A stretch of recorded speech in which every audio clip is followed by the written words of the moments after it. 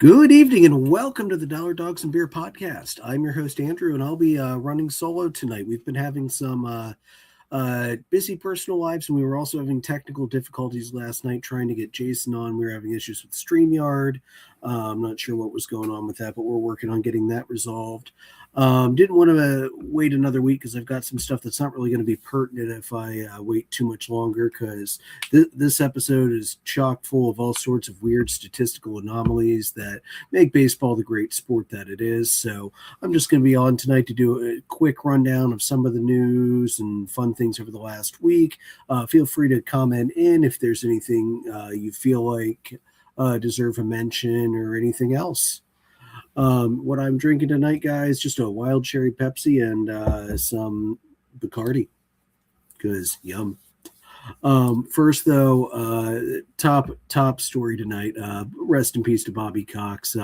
Decided to pull out the old Chipper jersey, even though it doesn't close up anymore, because it felt like I should be wearing one of the jerseys of one of his old guys. Bobby was in baseball so long that he had the opportunity to play with Mickey Mantle when he came up with the Yankees. Didn't last long as a player because of bad knees. And then got to manage some incredible Hall of Famers, Chipper Jones, Craig Maddox, Tom Glavine, John Smoltz, and others. Led one of the richest baseball lives in his whole time as a manager in front office. Primarily with the Braves, but also with the Blue Jays, bringing success to Toronto as well. He passed away last Saturday, May 9th, among family. He's going to always be recognized as one of the most iconic and influential figures in Braves franchise history, which is saying a lot, considering the age of the franchise. Rob Manfred said, Bobby Cox led one of the greatest eras of sustained excellence in baseball history. As manager of the Braves, his clubs became an October fixture, representing consistency, professionalism, and championship caliber baseball for an entire generation of fans. Through his leadership, eye for talent, and commitment to player development, Bobby helped shape the careers of numerous Hall of Famers and guided the Braves to Atlanta's first major professional sports championship in 1995. The statement released by the Braves was that we're overcome with emotion on the passing of Bobby Cox, our treasured skipper. Bobby was the best manager to ever wear a Braves uniform. He led our team to 14 straight division titles, 5 National League pennants, and the unforgettable World Series title in 1995. His Braves managerial legacy will never be matched. Bobby was a favorite among all of the baseball community, especially those who played for him. His wealth of knowledge in player development and the intricacies of managing the game were rewarded with the sport's ultimate prize in 2014, enshrinement into the Baseball Hall of Fame. And while Bobby's passion for the game was unparalleled, his love of baseball was exceeded only by his love for his family. It is with the heaviest of hearts we send our sincere condolences to his beloved wife, Pam, and their loving children and grandchildren. So, yeah, he was inducted into the Hall back in 2014, along with his pair of aces, Greg Maddox and Tom Glavine, as well as rival managers at the time, Tony La Russa and Joe Torre. He was a 4-time manager of the year, won 5 NL pennants, won the World Series in 95. His all-time win total, 2,504, which is 4th all-time. He made 16 postseason appearances, which is the most all-time. For me, Bobby's the manager I grew up watching. I started watching the Braves in the early 90s when they were on TBS, and I got to see the rise of that Atlanta powerhouse. Bobby was one hell of a skipper. I've loved listening to interviews of former players over the last couple of days. Jeff Francoeur mentioning the first time he was ejected, how Bobby, of course, got tossed with him, and he looked at Bobby and said, "Skip, I've never been tossed before. What do we do now?" And Bobby was like, go sit in an ice bath, rest your ankles and knees, grab a couple beers, and wait for the game to end. And he said, "Hey, you're probably going to get fined between $500 and $1,000, depending on what you said to the umpires. So you'll have to send that check in." I do it the easy way, though. I send in a $50,000 check before the start of each season and tell them if there's anything left over at the end of the year, just donate it to charity. Maddox and Glavine, who sometimes would have fun telling Bobby, the strike zone's off, when in fact the umpire was calling it right. Just get Bobby riled up and get him thrown out. so many special moments that I've gotten to watch, and I just love seeing it. Skip, rest in peace. You are the greatest manager in baseball, in Braves history, one of the greatest in baseball history. It was a pleasure watching you work. You were a true player's manager. You knew when to when to kick somebody in the ass. You knew when to comfort someone when they were down, and you were always there for your players no matter what. So rest in peace, Bobby. So looking over the last 2 weeks, we had an incredibly weird win 2 weeks ago with the Royals. 2 Saturdays ago, they were in Seattle. It was the day Randy Johnson's number was retired. The Royals hitters managed to strike out 17 times. They didn't draw a walk, and yet they came back to win 3-2 in 10 innings.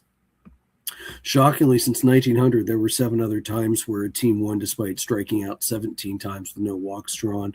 The most recent was the White Sox over the Mariners in 2023. The oldest one that I found was Dodgers over Expos 1-0 in 22 innings back in 1989. Every Royals batter struck out at least once. Salvador Perez, Mike Massey, and Carter Jensen each struck out 3 times. So, yeah, hey, that's baseball. Sometimes stuff just happens.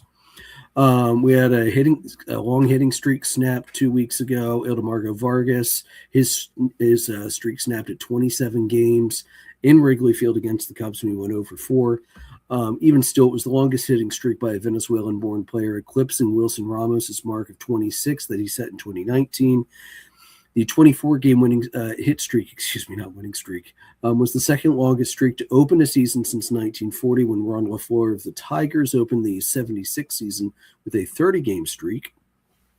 His 27-game hit streak was the longest active streak in baseball, and the longest since Trey Turner also had a 27-game hit streak from the end of 2021 into 2022. Looking simply at the Diamondbacks franchise records, his single season of 24 is now second, tied with Tony Womack in 2000. Gonzalez is the all-time for that with 30 in 1999. When you look at streaks that span over multiple seasons, his 27-gamer is second, again behind Luis Gonzalez. Also, the Padres announced that the Seidler family has agreed to transfer control of the franchise to a new ownership group led by investors and philanthropic leaders Kwanzaa Jones and Jose Feliciano. Quote, the Padres are more than a baseball team. This was a joint statement from Jones and Feliciano. The Padres are more than a baseball team. They are a unifying force in San Diego, rooted in community, connection, and belonging. As life and business partners and as a family, we are honored to lead this next chapter together. So the price for the current sale was not given. However, the Seidler family did purchase them for $800 million in 2012. So, the selling price is probably over $1 billion. So, hey, good luck. Good luck to Jones and Feliciano. Padres have a good thing going out there. I hope the good vibes keep going. Honestly, really, really, outside of Manny Machado, who I can't stand, it's a classy group of guys out there. And it's one of the nicest fan bases in baseball. Just a couple around the bases I'm going to hit here. From the East, NL side first, Jason is happy to note that the Mets are the only team currently on pace to lose 100 games. And as of last night, at least, I don't know if this updated yet, Kyle Schwarber has hit more home runs at 17 than the Mets have wins at 16. Also was on a streak of 5 straight games with the home run. And just earlier tonight, Justin Crawford hit his first road home run in one of his dad's old stadiums, Fenway Park, where he played from 2011 to 2012. Carl Crawford is his dad. Looking in the AL East, the Orioles have been the most injured team in baseball through May 12th. They've had 18 different IL stints, which is insane. The Rays are one of the hottest teams in baseball, off to an AL best 27-13. And the crazy thing about that 27-13 is the run differential is only plus 24. Like their expected win-loss based on their run differential is only 23-18. So, wow, the Rays have been very, very, very good this year, surprisingly. Well, not completely surprisingly. They had a lot of guys coming off injury, and they're a team that develops players really well. Another crazy stat, the Yankees. are the only team in baseball that has only one win against teams with a 500 or greater record. Absolutely nuts. I'm going to skip. I pulled some crazy numbers in the Giants and Rockies, but I'll skip that tonight. I'll bring that up next week because I'm sure they're still going to look wacky. One thing I do want to note out of the AL West, Nick Kurtz, a.k.a. Big Amish, being from our area of Lancaster County, he grew up a Phillies fan. Family was in attendance when the A's were in Philadelphia to see him play. His family owned season tickets in Section 116 behind the Phillies dugout while he was a kid. They named their 3 dogs Chase Utley, Ryan Howard, Hunter Pence, and later they had a cat that they named Harper, of course, after Bryce Harper. So really cool. I don't think he had the chance to play in Philadelphia last year, so I'm really glad his family is able to come in and see him play in each of those games. That's freaking awesome. You got to love watching a hometown kid make it to the big leagues. I'm sure Phillies fans, of course, would have loved it if he would have been with the Phillies, but he was drafted a little bit too high for the Phillies to have a chance to get him when he was drafted. And you just love to see the hometown kid make it. J.R. Ritchie of Atlanta, he's from the Seattle area and was able to pitch in the Mariners series. And the broadcast said there were probably, 20 to 50 people at least from his hometown, family, friends that came down to see him. His grandmother was cheering like wild for him. So anytime you have a hometown kid make it to the majors, it's just awesome. All right. The Down the Farm players this week that Jason sent in: Nate Snead of the Tri-City Dust Devils, High A Angels. He went 1-0. He only pitched 6 innings, but he didn't give up a hit, and he struck out 6. That's fantastic work. And his hitter was R.J. Schreck, an infielder of the Buffalo Bisons, as the AAA affiliate of the Blue Jays. 15-25. He was on a 6-game hitting streak, batted .600, hit 2 home runs, and had 16 RBIs. All right, guys, that's it for me tonight. I'm going to skip the hot list and everything else since it's just me tonight. Audio recordings are available on Anchor, Spotify, Breaker, Google Podcast, Apple Podcast, anywhere you find podcasts. We're live on YouTube and Facebook. Merchandise is at redbubble.com/people/DDAB-podcast. Follow us on Facebook at facebook.com/dollardogsandbeer. We're presented by Dark Arrow Podcast LLC and sponsored by Baron Barbershop over in Mannheim. May your dogs always cost $1. May your beer always be cold. We'll see you next week. Thank you.